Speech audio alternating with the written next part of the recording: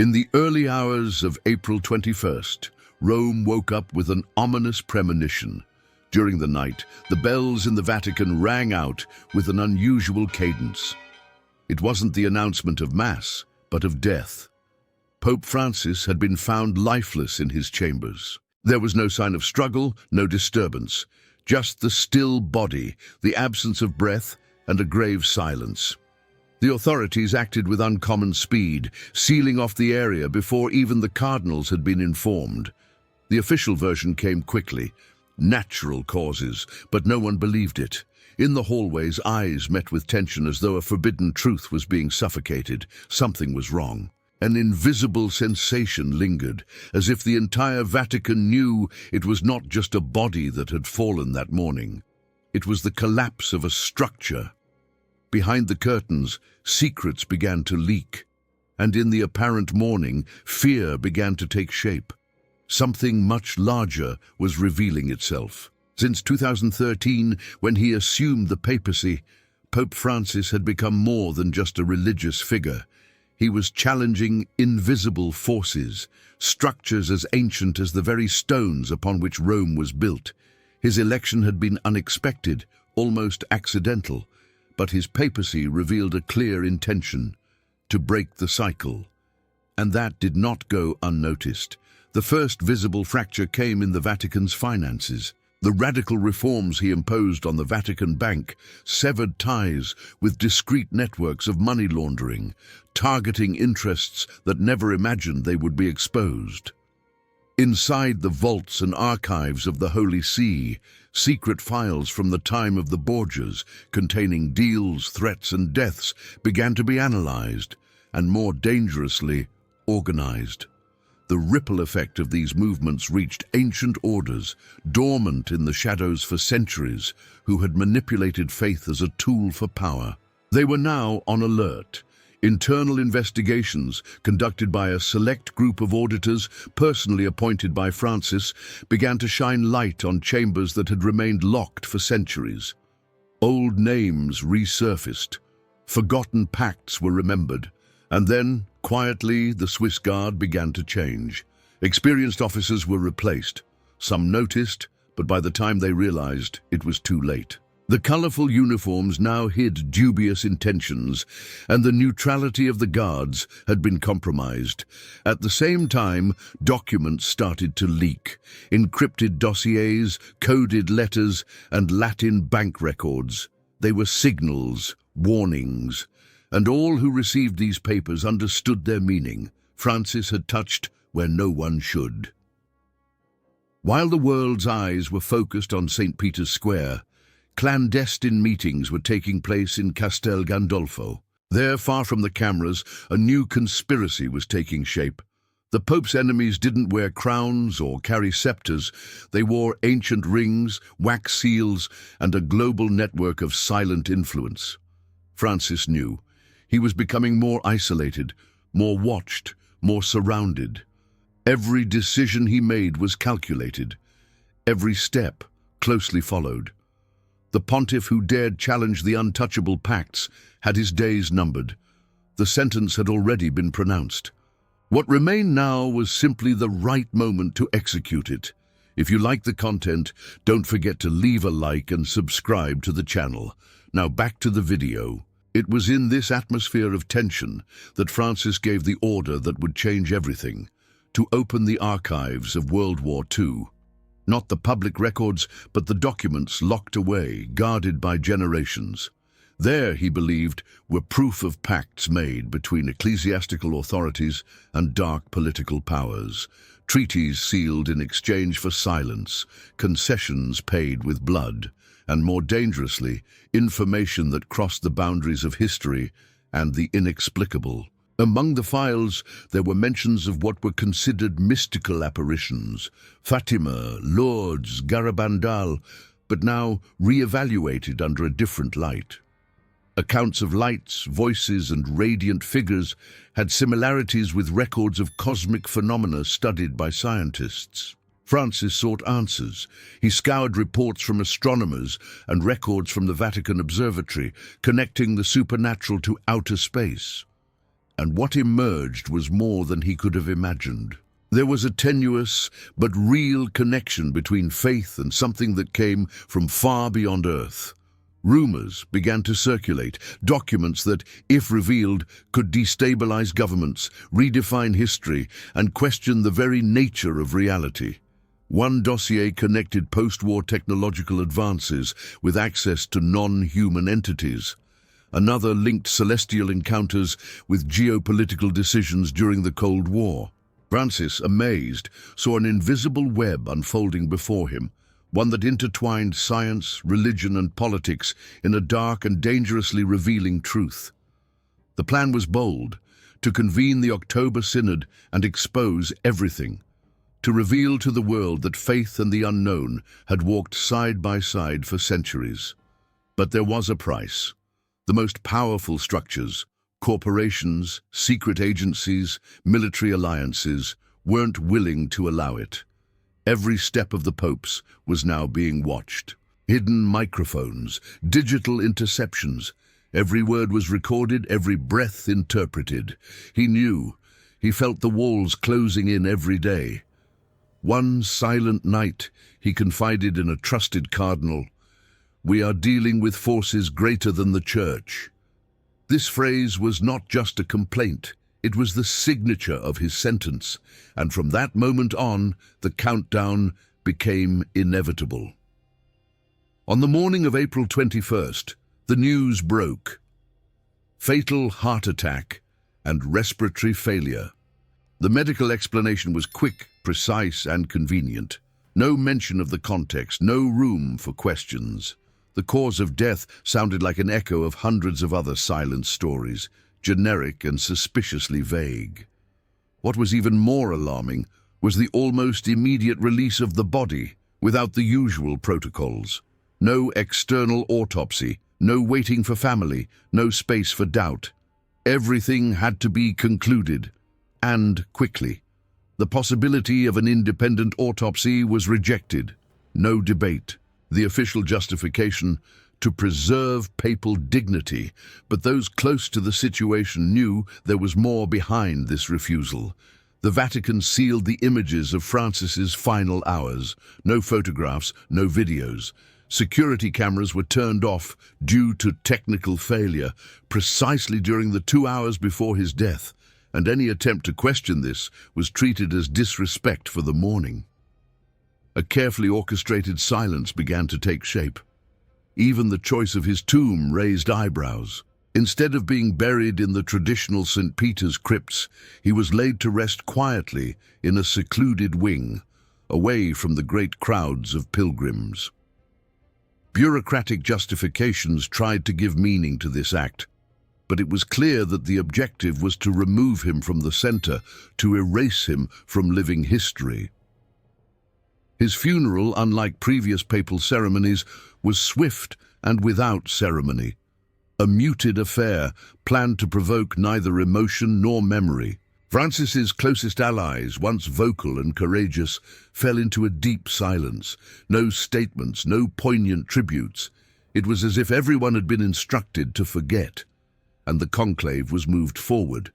A new pope needed to be elected before the questions began to multiply. Every minute of delay was a crack in the facade, a chance for the truth to escape. Inside the walls, fear was palpable. The atmosphere was one of surveillance. Cardinals looked over their shoulders. Bishops avoided conversations. The suspicion wasn't just of conspiracy, but of a deeper operation, erasing Francis from institutional memory. Books, archives, speeches, all were being reviewed. History was being rewritten in real time. Slowly, Francis's name began to vanish. But what truly needed to be erased was not the name. It was what he had discovered. Just days after his death, entire wings of the Apostolic Archive were sealed without explanation. Guards were posted to monitor sections that, for centuries, had been open only to the most trusted eyes within the Curia. Even influential cardinals were barred from accessing documents they knew contained sensitive information about the final months of the pontificate. The orders came from above, but no one claimed responsibility. The atmosphere was one of urgency. Fragments of truth were disappearing. Within the marble walls, secret reports began to circulate. Entire boxes, uncatalogued, were seen being moved to areas with no records. Documents were burned, pages torn, magnetic tapes quietly destroyed. It was the cleanup. A desperate attempt to eliminate every shred of evidence that connected Francis to the secrets he had uncovered.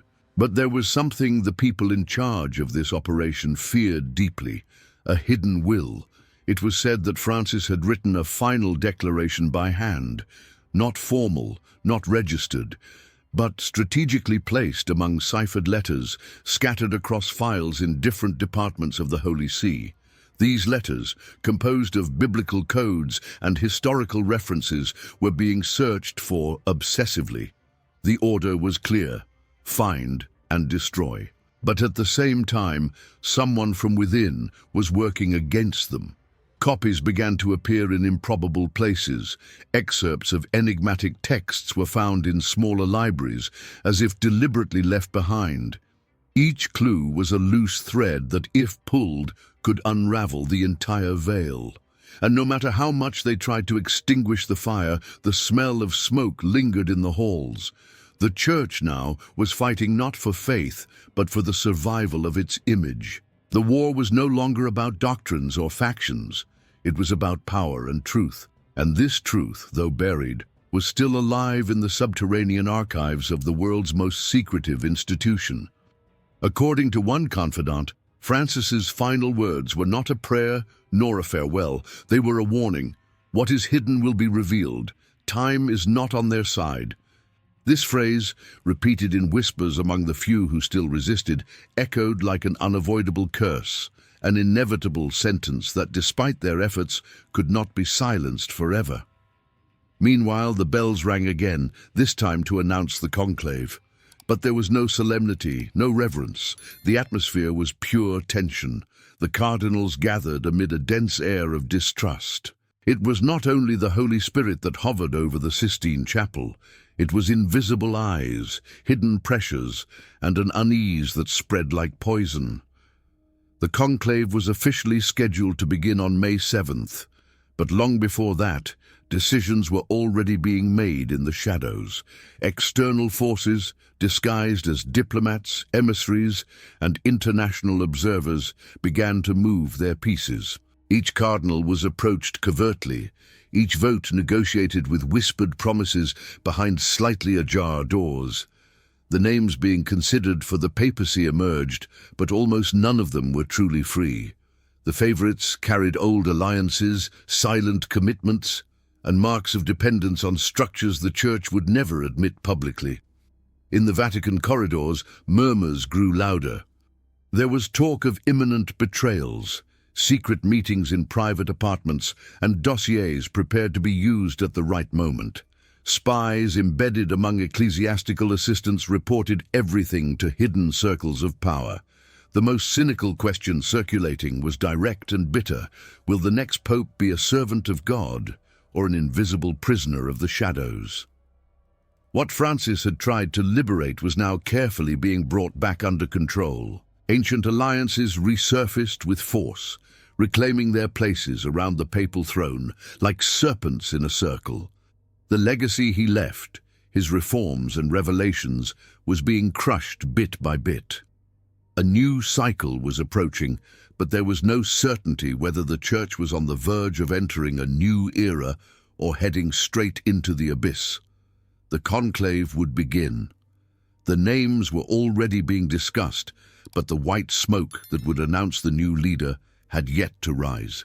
And even when it did, one doubt would remain in the hearts of millions.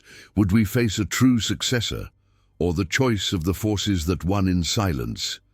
As the conclave approached, rumors began to sprout like cracks in a wall that could no longer contain the pressure. Fragments of the truth, once buried under oaths of silence and ancient rituals, began to emerge in an unsettling way. Informants, many of them members of the clergy itself, risked their lives to deliver to the world documents that were never meant to see the light of day. sealed reports from World War II, letters between popes and totalitarian leaders, profane pacts exchanged under the pretext of safeguarding the faith. Every page revealed was a blow against the official narrative. And the most disturbing part, among these revelations emerged signs of a force that transcended the Church. A hidden power, silent but present in every turn of the century, in every crucial decision of modern history. It didn't wear robes, didn't carry a cross, but manipulated with precision the course of humanity. Technology, so often hailed in progressive speeches, appeared intertwined with dark schemes where faith and control walked side by side. Artificial intelligence protocols were being used to predict religious behaviors. Information networks monitored cults and ceremonies. The union of the digital and spiritual realms had not only brought modernity, but also a sophisticated weapon of domination, and the small leaks, although contained, were already causing tremors in pillars that had once seemed indestructible. But every truth has its price. Witnesses began to disappear, names erased from records, files vanished overnight. The silence was no longer just tactical, it was imposed. Yet even so, the world began to question. Experts, journalists, academics all started piecing together the puzzle. The official version of Francis's death no longer convinced even the most naive. Rome felt the impact. The Vatican trembled. St. Peter's Square, once so imposing, now carried an echo of insecurity. And then, in the dead of night, between the shadows and the bells that no longer rang with the same purity, a silent cry rose. It came from the eyes of those still searching, from the whispers of those who resisted, and it said only one thing: Francis did not die in vain. Still, Rome remains silent. No official statements, no retractions, no confessions. But the echoes of the scandal continue to reverberate through the undergrounds of power. The Vatican stands, its columns intact, but there are cracks that no ordinary gaze can perceive. Silent gaps that reveal something is amiss. Behind the tapestries and protocols, something fundamental has been corrupted.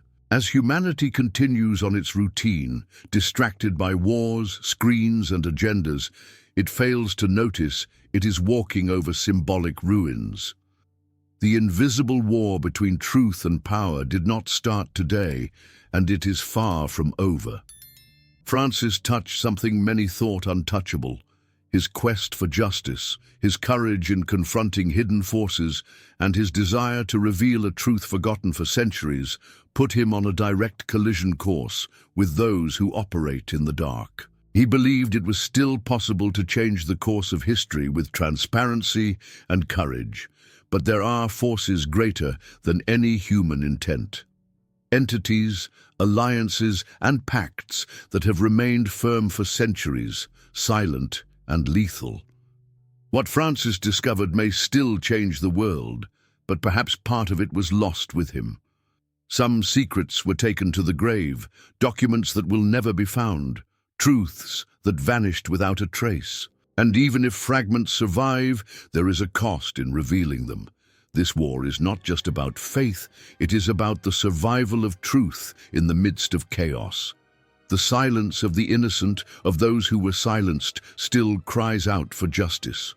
But the final battle will be fought within each mind, in the soul of everyone who dares to question.